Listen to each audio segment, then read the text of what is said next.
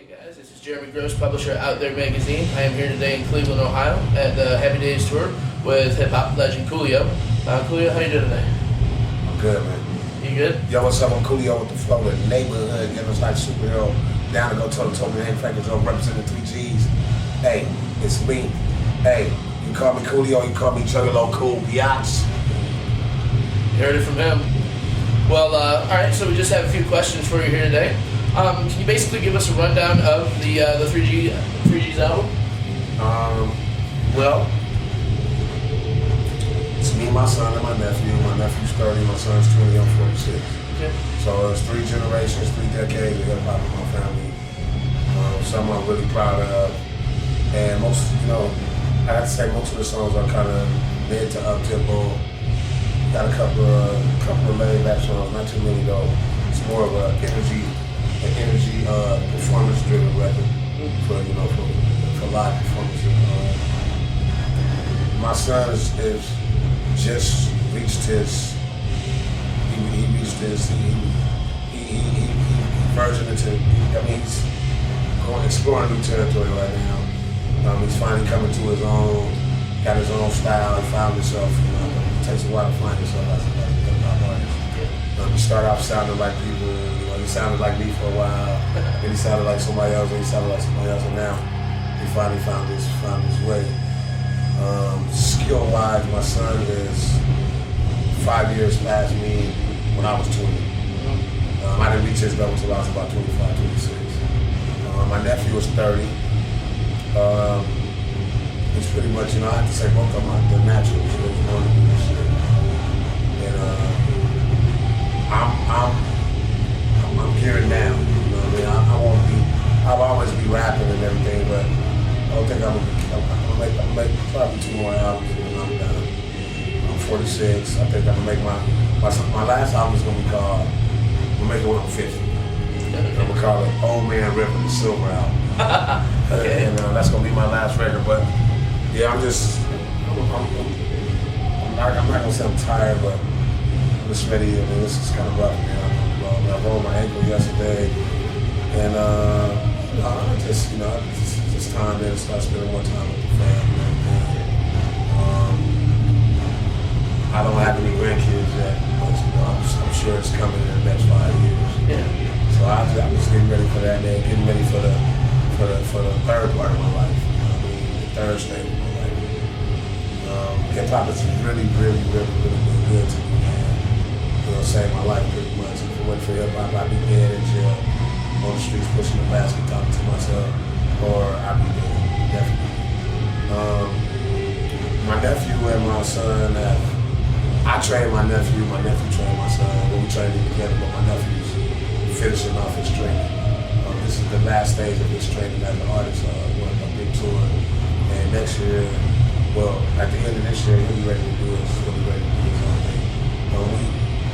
With the MCs I work with, they gotta go through a training process. I don't just give it to people. So you gotta, the first tour you don't get paid. I need $50 a night just to eat. And that's part of your training. You gotta carry luggage. My son, this is his second or third tour. So he just got out of the luggage carrier stage. It's kind of like, when you're a rookie on a football team, you know what I'm saying? You gotta get the swing. Yeah. You get the swing and the stick. Put in the legwork. And I do that to keep them humble so that they know they're not bigger than hip hop. They're not bigger than what we do. You know what I'm saying? I'm a slave to the rhythm. I'm a slave to the music right now. It's an everyday thing for me. Some writing or thinking of a new performance, a new way to change my performance up, or working with my son, or working with my nephew, or working with somebody else. Trying to create some new business ventures. I'm always thinking. I want to relax a little bit. Yeah. When I retire, though, I'm gonna have 7 servants. I'm gonna live in South Africa on a fucking compound, and when I want something, I'm gonna be doing shit like this. I'm gonna call somebody on the phone, and she gonna have to drive like a quarter mile to get to me, and I'm gonna have my hand right here, and I'm gonna say, Laquita, hand me my hand. And she gonna take my hand and put it in my other hand. Just shit like that, man. And nobody's gonna be allowed to be dressed in the summertime. They got to all be topless, and it's gonna be 7 women. I like your I style. got some big ones, some little ones, little midget. You know what I'm saying? Everything, the whole shot. Nah, I'm fucking with you, but then again, I'm not. Like I said, the album is really, really, really up-tempo. It's high energy, specifically written for live performances and to get people hyped in the club. I'm having fun right now, bro. I'm not trying not to take things so seriously anymore. I'm way, way, way past my prime, and I'm into my twilight. Now, don't get it twisted. My skills are still something to be reckoned with. I'm a force. You know, I might not get the recognition I used to. Motherfuckers be dissing me on the net. He's over, he's done, whatever. But not one of these motherfuckers say it in my face. Rapper or fan or whatever. Because, you know, I can fight too. I got some skills. Okay. So, I mean, I fear no man, I fear no rapper. I'm out here, man. I've been doing this shit for a long time, and I've made a contribution to hip hop that, you know, I don't never get credit. I don't get credit for shit. You know what I'm saying? And I can live with that because I got everything else. Okay. Well, now you have had a few albums in the past decade or so. How would you compare the 3 generations of hip hop to your past albums? Their time is completely different. Okay. Because you're looking at 3 different perspectives on hip hop. Now I have to say my son is a lot more like me in the aspect that he likes to write about real things. My nephew is more like he likes like real catchy, hooky stuff. I'm more now. I used to be so serious about my lyrical content, and I think I used to overwork myself. Now I just trust myself more, you know. Trust myself more. I know I'm a great writer, and I just write it, man. And I trust myself. Okay. Well, you know, are you noticing an increase in your fans and followers with today's younger generation? You know, with your newer albums coming out as opposed to, you know, maybe back in 1995 or so. I get, and another reason why we decided to call the album 3G and our group 3G is because I got 3 generations of fans. I get the grandmother, the mother, and the daughter, and they all get the crowd, giving it up. You know, sometimes they bring the baby and they hold the baby. Remember on Roots, when John Amos held the baby up, he said, "I will call you Kizzy." You know, it's kind of like that. They hold me up and when we kiss the baby, and you know what I mean. You know, I'm in Europe. I have the title of the Godfather. I'm the Godfather of hip hop in Europe because a lot of people in Europe, the first song that they really got into in hip hop was Gangsta's Paradise. And, you Understandable. know, so, you know what I mean, it's really a cool thing, man. Let me tell you something, I'm so humbled by the scope of my abilities. I've been around the world 3, 4, 5, 6, 7 times. I've rapped on every continent except Antarctica. And I'm going there one day. I'm just waiting for the penguins, the seals, and the polar bears to get their cheese together, and I'm going over there and wipe their ass too. You know what I mean? I just gotta say I'm blessed, bro, and I'm just a product of the golden era. I'm not old school at all. Don't get it twisted. I'm from the golden era of hip hop.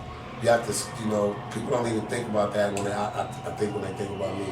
I had to compete against Tupac. I had to compete against Biggie for record sales. I had to compete against Dre and Snoop and Cool G Rap. Well, not Cool G Rap, not really.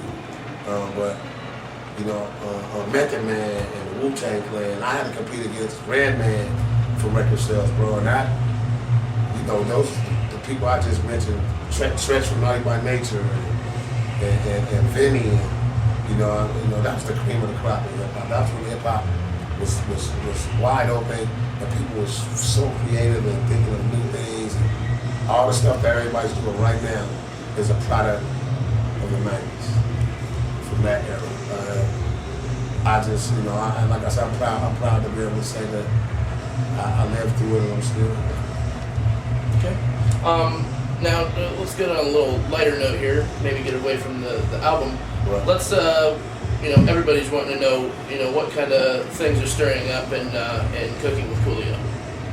We're getting ready to shoot a new season. Okay.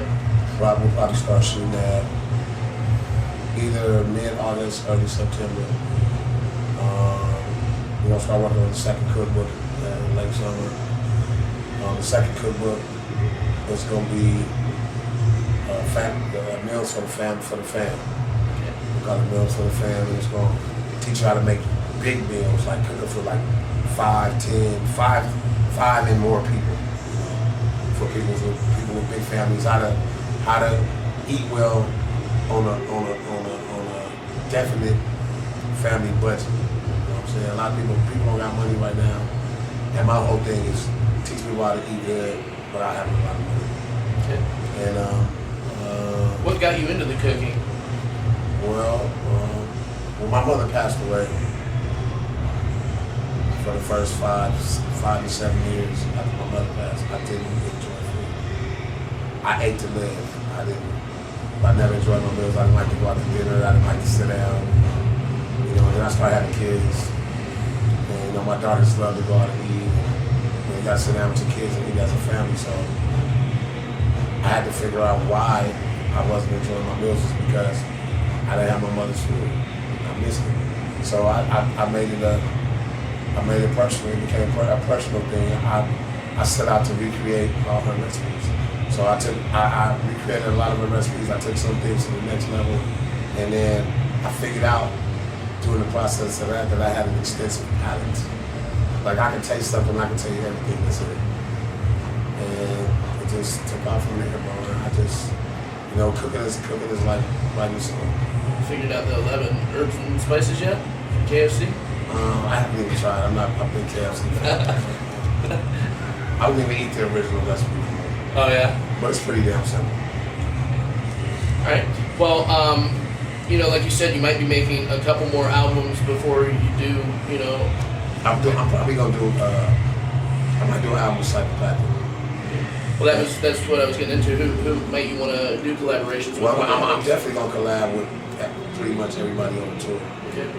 We brought a portable studio with us, and before the tour's over, I'm gonna get at least one song with everybody. But I might do an album specifically for Psychopathic Records, and I wouldn't call myself Coolio. I would call myself Juggalo Cool, aka Mr. Burns, and it'd be something different. I'd probably use a whole different style, a different voice, and it just come on a whole nother wavelength.